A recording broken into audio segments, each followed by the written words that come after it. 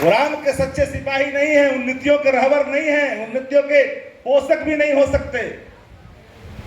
दुनिया में सनातन धर्मों की सबसे बड़ी जमात होने के बाद सनातन सिकुड़ता जा रहा है, इसलिए कि सनातन धर्मों पर सनातनी फांसीवाद थोपा जा रहा है।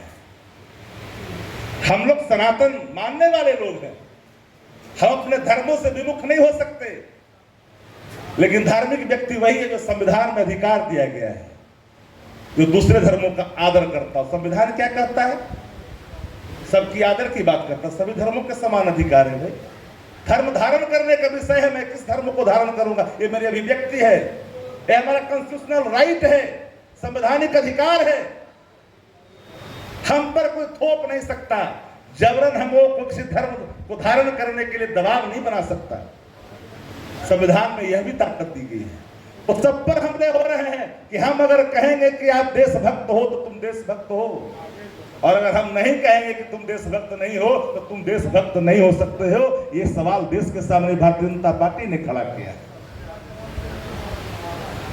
उन मूल सवालों का जवाब आपको ढूंढना पड़ेगा जो आपके सामने यक्ष प्रश्न के रूप में खड़ा है। इसको ढूंढने के लिए कहीं जाने की जरूरत ही नहीं है। इसको ढूंढने के लिए जो बस में सवारी करते हैं, जो चाय के दुकान पर बैठते हैं, हाट और बाजार में बैठते हैं, लोगों से मिलते हैं, जहां पर उस जमात का एक व्यक्ति आपके बड़े जमात पर अपनी छाप छोड़ करके चला जाता है, चुपचाप उसकी बातों को सुन करके हाँ में हाँ मिला करके चुप हो जाते हैं, वहीं पर हमारी नीतियां मार खा जाती है, वहीं कहीं ना कहीं हमारी धार कुंद हो जाती है। इन चौराहों पर आपको कब्जा करना पड़ेगा, अपनी बौद्धिकता का परिचय देना होगा, जो सवाल सामने उन सवालों को रखना होगा। एक रामानंद यादव जी के मंत्री बन जाने से संविधान में कोई अमूलचूल परिवर्तन हो जाएगा, यह कतई संभव नहीं है। एक लालू जी के यहां मुख्यमंत्री बन गए तो उन्होंने जो बना वो तो किया, लेकिन जब तक हस्तिनापुर की ताकत आपको नहीं मिलेगा तब तक व्यापक कोई परिवर्तन आप नहीं कर सकते।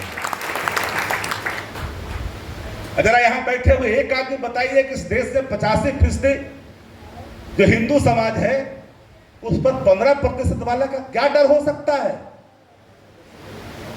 जब हम 85 आदमी एक पक्ष में खड़े हैं और हमको भय दिखाया जा रहा है 15 व्यक्ति का, इससे बड़ा दुर्भाग्य क्या हो सकता है? और हम कहां जा रहे हैं?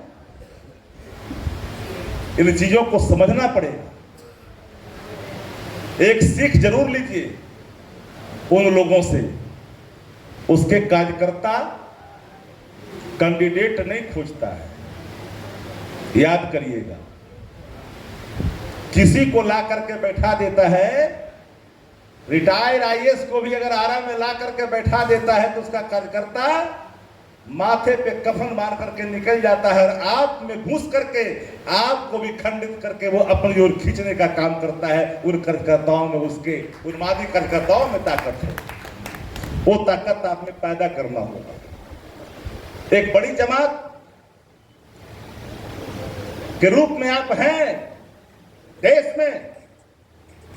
क्या कारण है कि भगवा संस्कृति का असर दक्षिण भारत में नहीं दिखा जाता है? यह भी आपके सामने सवाल है। उत्तर भारत के हिंदी भाषी प्रदेशों में भगवा आतंक का फैलाव कैसे होता जा रहा है? आप देखिए, तमिलनाडु हो, आंध्रा हो, कहीं दिख रहा है क्या? दक्षिण भारत में कहीं है क्या?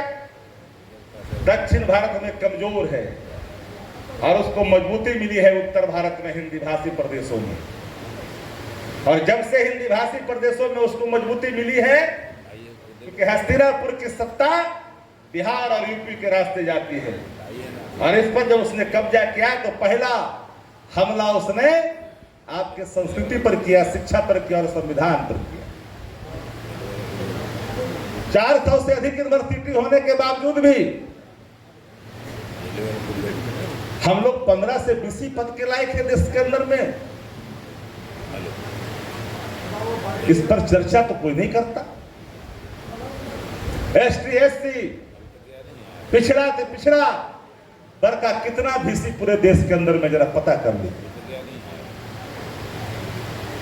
90% से अधिक सीटें खाली है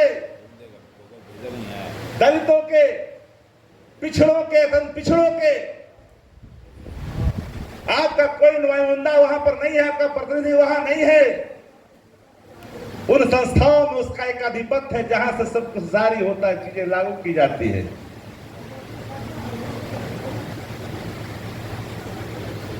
चार वो अगर कोई मंत्री एक जात का बन जाए बिहार के अंदर में तो जातिवाद की संज्ञा दी जाती है। लेकिन देश में अगर एक ही वर्ण, एक ही चीज अगर हो जाए तो उस पर जाति की संज्ञा नहीं दी जाती है। आजाद हिंदुस्तान से पहले आरएसएस की स्थापना हुई। एक वर्ग का एक कुर्री का आदमी, सिर्फ 6 महीने के कार्यकाल को छोड़ दीजिए माननीय मंत्री महोदय रज्जू भैया का, तो आजाद हिंदुस्तान से पहले से लेकर के आज तक आरएसएस प्रमुख के रूप में चित्पावन ब्राह्मण ही क्यों, मैथिल क्यों नहीं, कानकुच क्यों नहीं, सरोत्री क्यों नहीं, और कोई ब्राह्मण क्यों नहीं, सिर्फ चित्पावन ब्राह्मण ही क्यों होते हैं उसके प्रमुख के रूप में? ये जातिवाद नहीं है? मात्र एक चित्पावन ब्राह्मण के सिवा दूसरा आज तक कोई आरएसएस का प्रमुख नहीं हो सका। जब तक इन झंझावातों को नहीं झेलिएगा तब तक अपने संवैधानिक अधिकारों का और संवैधानिक मूल्यों की रक्षा भी नहीं कर पाइएगा। और अम्बेडकर साहब ने जो संविधान में आपको रक्षा कवच आपके सामने प्रस्तुत किया है, दिया है, अधिकार निहित किया है, उन अधिकारों को कैसे बचाइएगा? सवाल है अधिकारों को बचाने का। और मजदूर लोग अपने घर की ओर पैदल पैदल पसीना बहा के लौट रहे थे, उनके पास